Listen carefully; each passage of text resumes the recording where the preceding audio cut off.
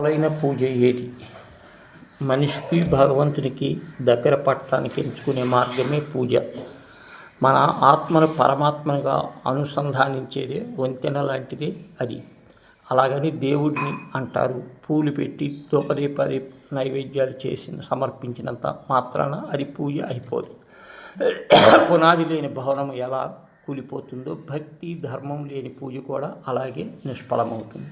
పెద్దలు అన్నట్లు భావం లేని పూజ పత్రికి చేటు. భగవంతుడు బాహ్య ఆడంబరాలు కాదు, హృదయాలకు భావానికి మాత్రమే పశువు అవుతాడు. శాస్త్రము భావగ్రహి జనార్దన అని చెబుతోంది. మనస్సులో కల్మషం పెట్టుకొని చేసే పూజ ఎంత గొప్పదైనా అది దేవునికి చేరదు.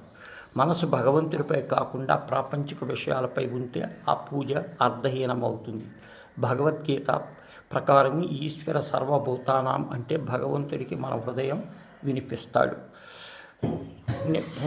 నేను గొప్పగా పూజిస్తున్నాను నేను అనే అహంకారంతో ఆర్భాటంగా చేసే పూజ రాజస గుణములలో నిండిపోతుంది.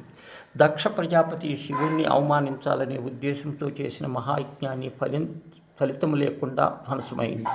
అలాగే రావణుడు గొప్ప భక్తుడైన అహంకారం వల్ల తపోఫలాలను కోల్పోయాడు. అన్యాయంగా సంపాదించిన డబ్బుతో దేవుడికి బంగారు ఆభరణాలు అర్పించినంత మాత్రాన పుణ్యం రాదు.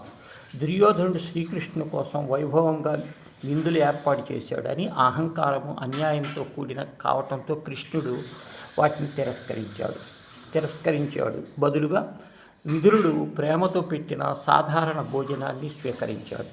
అది భక్తి ఆడంబరాలకు విలువలేనిదని స్పష్టం చేస్తుంది. ఇంట్లో తల్లిదండ్రులను బాధ పెడుతూ బయట ఆలయాలకు వెళ్ళి అర్చనలు చేస్తే పుణ్యం రాదు. మాతృదేవోభవ పితృదేవోభవ అనేది మన సంస్కృతి మూలసూత్రం. పుండరీకుడు తల్లిదండ్రులకు సేవిస్తున్నప్పుడు స్వయముగా పాండురంగలకు దర్శనమిచ్చి సేవ పూర్తయ్యే వరకు దేవుణ్ణే వేచి ఉండమన్నాడు. తల్లిదండ్రులను సేవయే అసలైన పూజగా భావిస్తాడు. పైకి మంత్రాలు జపిస్తూ లోపల ప్రాపంచిక విషయాలు ఆలోచించటం నిజమైన పూజ కాదు. చెత్త దేవుడి ముందు దీపం వెలిగిస్తూ నోటితో పరుల మీద నిందారోపణలు చేస్తూ ఉంటే ఆ పూజ కేవలం శారీరక చర్యగా మిగులుతుంది. మనస్ఫూర్తిగా సమర్పించే చిన్న పువ్వు యాంత్రికంగా చేసే ఈ పూజల కన్నా గొప్పది. ఇక ఇతరులను హాని చేయాలనే ఉద్దేశంతో చేసే పూజలు చివరికి నాశనానికి దారితీస్తాయి. భస్మాసురుడు ఘోర తపస్సు చేసిన దురుద్దేశం వల్ల పొందిన వరమే అతడి మరణానికి కారణమైంది. శబరి ఎంగిలిపళ్ళు కన్నప్ప కంటి అర్పణ శాస్త్రోక్తంగా చేయకపోయినా వారి నిష్కలమైన భక్తి వల్ల అత్యున్నతమైన పూజలయ్య. ఆడంబరాల జోలికి వెళ్లకుండా మనస్సు నిర్మలముగా ఉంచుకొని తోటి జీవుల పట్ల కరుణతో ధర్మబద్ధమైన జీవించడమే భగవంతుడికి మనం చేసే అసలైన పూజ.